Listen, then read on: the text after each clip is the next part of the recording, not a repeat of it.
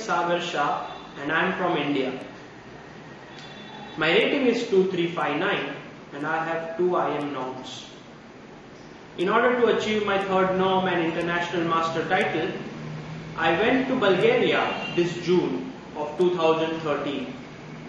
I played in 3 tournaments and played 27 games.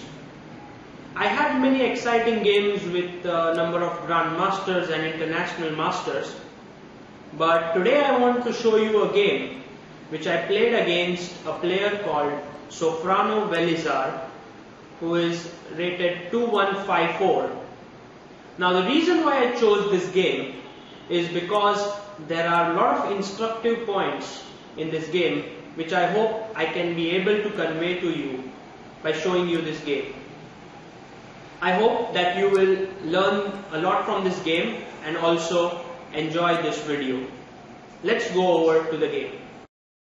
So let us begin with the game. c4, knight f6, knight f3, g6, g3, bg7, bg2, castles, castles, d6, d4.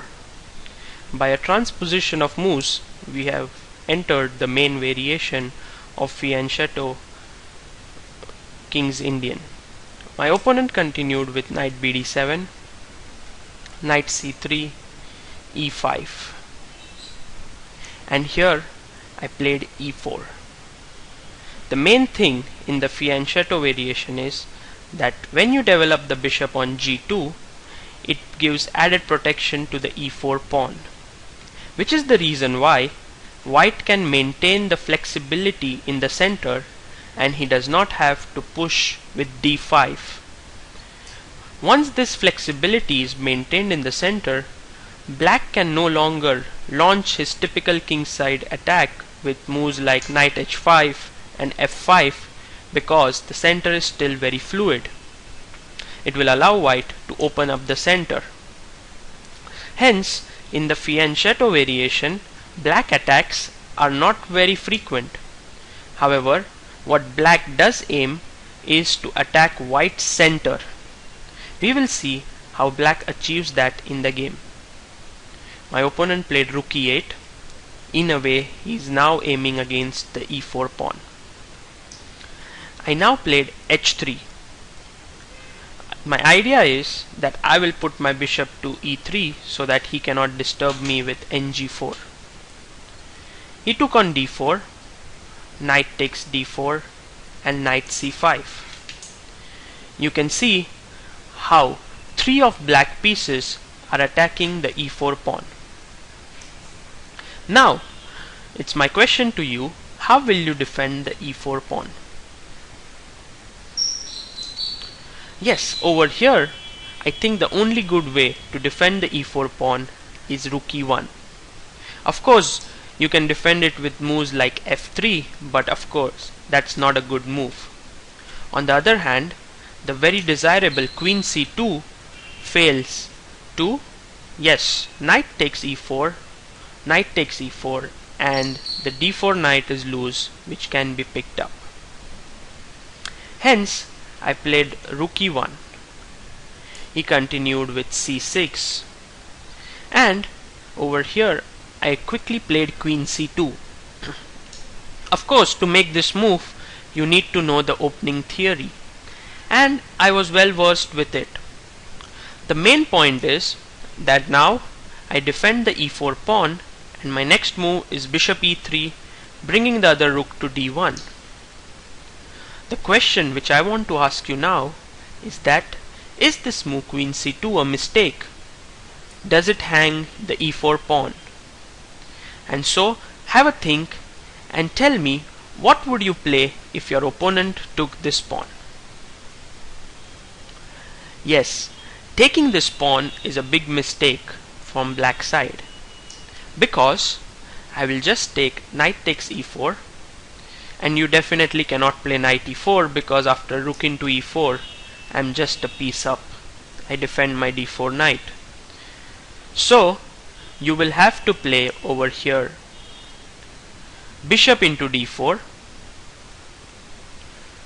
when White has a very strong move bishop g5, connecting his rooks and threatening knight f6. So if the queen goes to c7 or b6 or a5, I have this very strong move, knight f6 check, winning the rook on e8.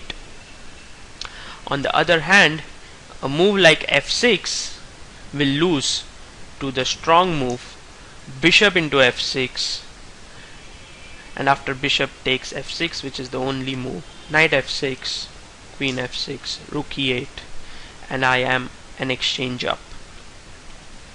Hence, the only move for black here would be queen d7, when after knight f6 check, bishop into f6, bishop into f6, you can see that this strong bishop will lead to a mate pretty soon, as maybe white queen will just come this side, and black is very close to winning this white is very close to winning this position.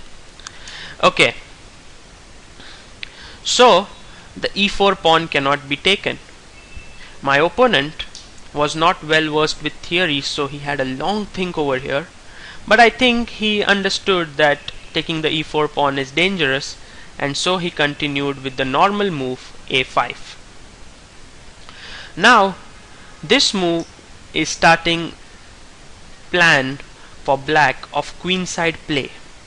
Black would like to put his pawn on a4, put the queen to a5, knight maybe goes from d7 to b6, and then he starts creating dangerous counterplay with his knight on c5, queen on a5, the strong bishop on g7. Okay, but white on the other hand will try to play on the king side.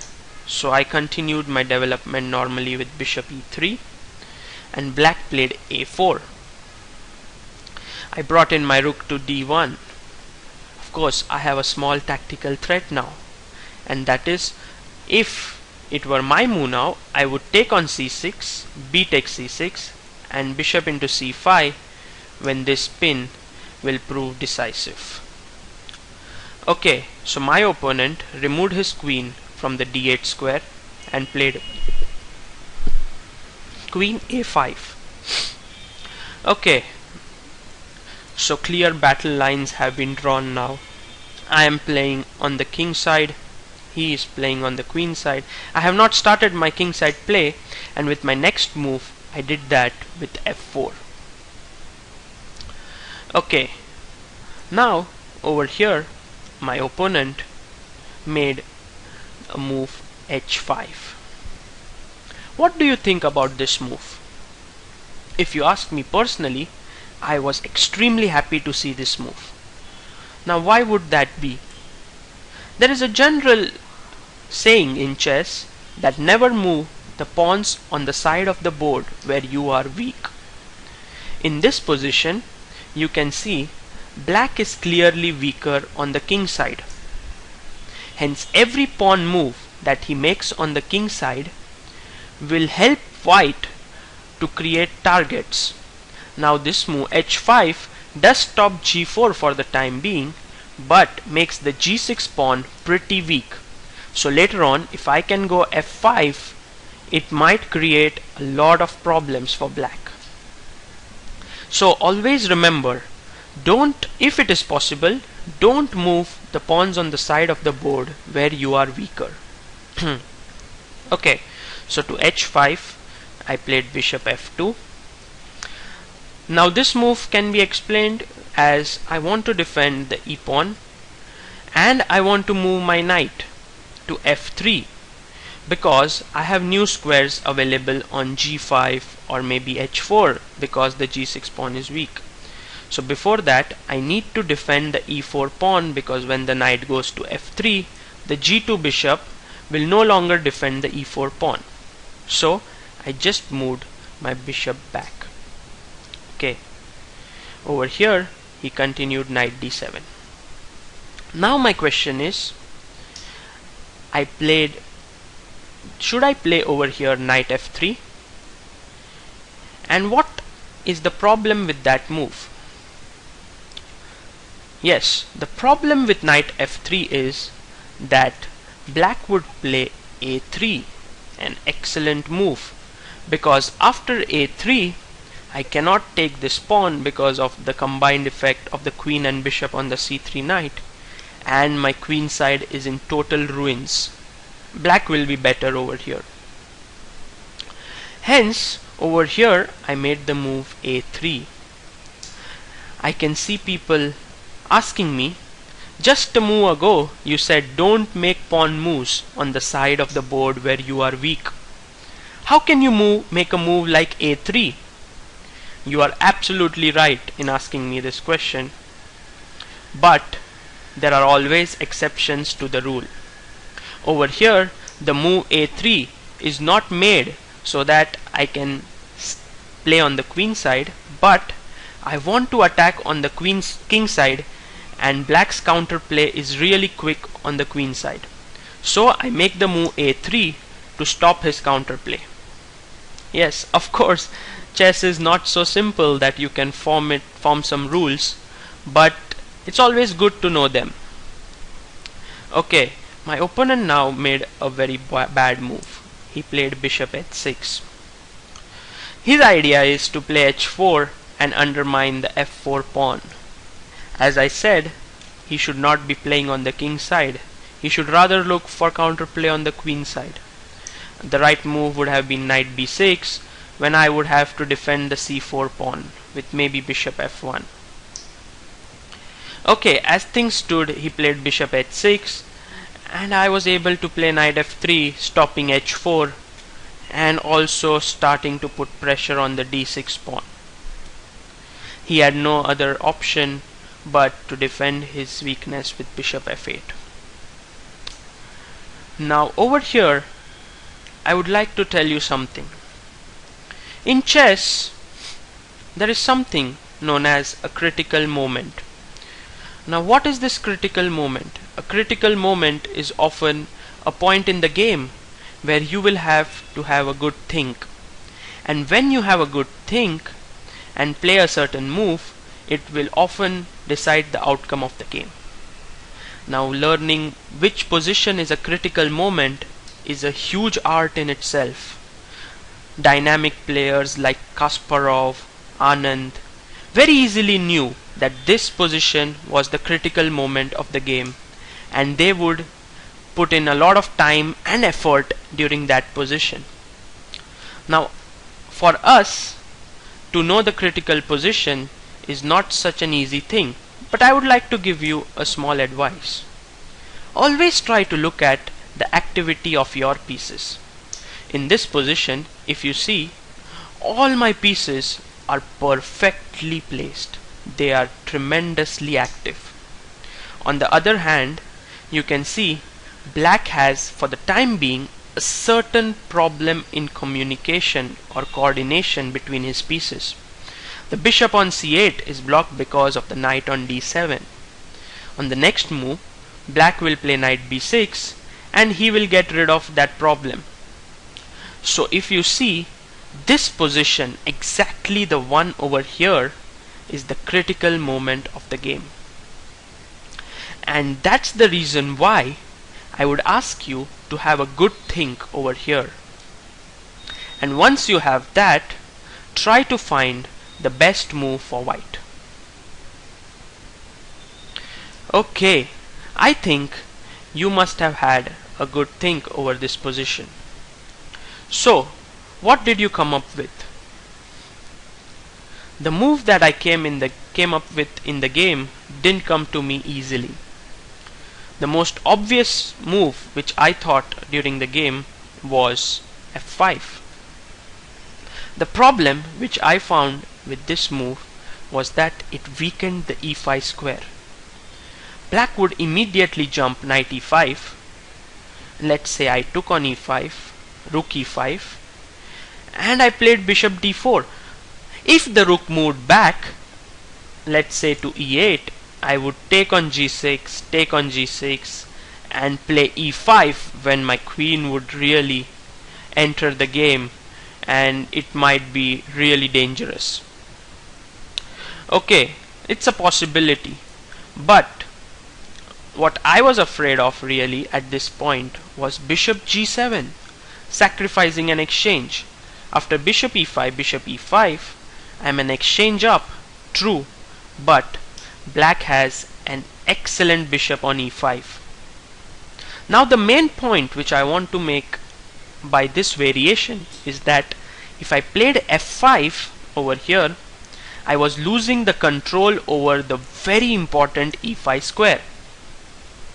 Now when I made this analysis at first, I came to the conclusion that I must not give up the e5 square, and hence I came to this idea of sacrificing a pawn with e5, which is a very strong move, and after d into e5, not to take back the pawn, which would also have been a good move, but to play f5. Now the point is, no longer the e5 square is weak, the knight can no longer come over here, and my queen has now opened up really dangerously towards the black king. My opponent now could see actually no real way to play in this position than to defend the g6 pawn, and he defended it with king g7. Now the first part of the problem is done.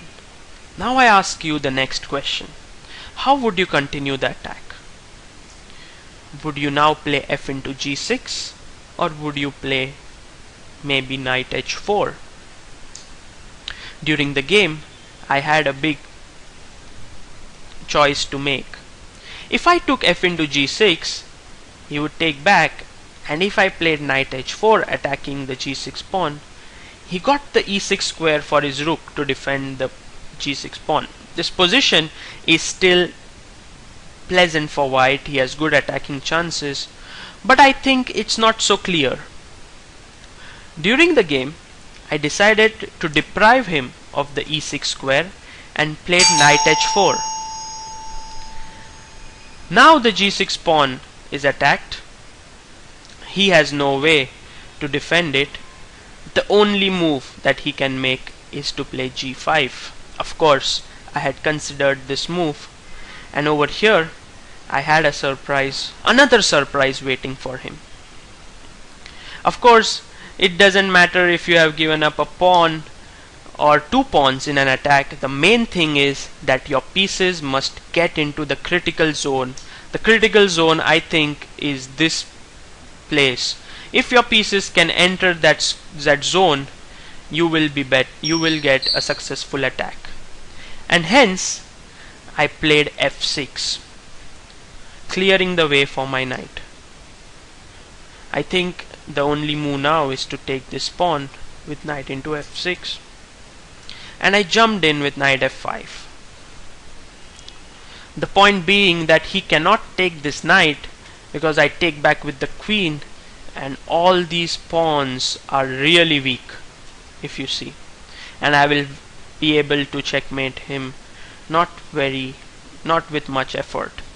So he had to go back. He played king g8, and now I think is the main point of my play. I played now knight d6. The main point that I am trying to make here is that black has two good bishops in his position. One bishop is controlling all the light squares. The other bishop is controlling all the dark squares. With this move knight d6, I ask him, do you want to take on d6 and weaken your dark squares? Because once the rook enters on d6, I think his king is really exposed. My queen will go to d2, start putting pressure on g5, and he will have a very hard time. On the other hand, if he does not take on d6, I will take on c8 because his rook is attacked. So if suppose he moves his rook, let's say, to d8 over here, I might take on c8, rook c8, and get in queen f5 when he will be terribly weak on the light squares in the position. So though I am 2 pawns down, I have this great compensation of weak square complexes. You can see weak color complexes in the position. My opponent was pretty smart. He said, I'm not going to give you any weak colors in my position. And he instead played bishop d7, giving up an exchange in order to secure his light and dark squares. Okay, I said at least let's take the exchange. I took on e8. Rook takes e8.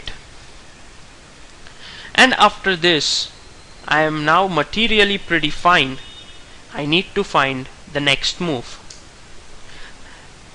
And over here, black would be really fine if his two pawns were back on g7 and h7. But they are on g5 and h5, and hence his king is pretty weak. So I played this next move, queen d2, trying to attack the g5 pawn. He has no real good way of defending that pawn.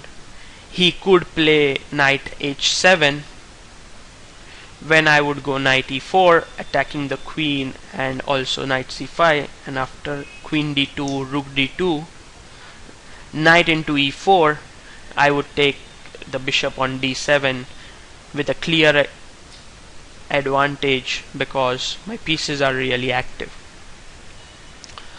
In the game, he played a bad move. He didn't defend with nh7 and he played knight e6. It's your move now. I'm sure that each one of you will find this move for white. I made this move and it immediately made him to resign the game. So what move is it? Yes, I'm sure each one of you found this move, and that was knight e4. It is kind of a discovered attack. I attack his queen and let's say he takes on d2. Then I go knight f6 check, an intermediate move, king g7, another intermediate move, take with check, bishop e8, rook d2, and I think, a rook and an exchange up. So, in this position, of course, he could have defended better. He made a bad move, knight e6, and after knight e4, he had to resign the game.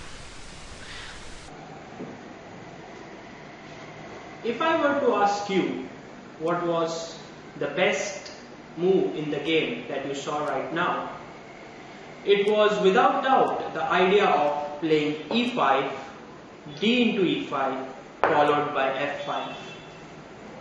Now, the question that you would ask me is it possible to find such ideas over the board? And my answer to that would be, it's extremely difficult. But I would like to tell you a small secret. The idea which I used in this game was seen by me when I was 16 years old, that is 7 years ago, when I was reading a book called Can You Be a Positional Chess Genius by Angus Dunnington, a book which I would highly recommend. In that book, I saw a position of Botvinnik, and in that game, Botvinnik used exactly the same idea. Let's have a look at that position and try to see how the contours of both the position match each other. The following is a snippet out of the game Botvinnik versus Pomar from 1962 Olympiad. In this position, it is white to play, and I would like you to think for 2 minutes and try to think of what white played over here. In this game, in this position, Botvinnik would like to play f5. Now, this move is an attacking move, but the point is that it opens up this bishop. The bishop on d6 becomes an excellent piece. The knight on c6 gets a wonderful square on e5. My bishop on g2, on the other hand, becomes quite a dead piece, whereas knight on d2 has no good square. So you see, f5 is a positional blunder. Now, The move that Botvinnik made in the game was e5. With this move, first of all, Botvinnik is sacrificing a pawn, and after Pomar took it f into e5, Botvinnik pushed ahead with f5. Now Pomar saved his bishop with bishop f7, and Botvinnik jumped in knight e4. Now you can see the benefits of the sacrifice of a pawn. First of all, the pawn has moved to f5, but the dark squared bishop on d6 has become a dead piece. The black knight no longer has a good square on e5, and our bishop on g2 is breathing fire in the position, and the knight on e4 is a really great piece. Thus you can see the idea which I used in my game is pretty similar to the one that Botvinnik used in the game. He wanted to push his pawn to f5, however he didn't want to give e5 square as an outpost, and hence he sacrificed a pawn and brought a black pawn on that square.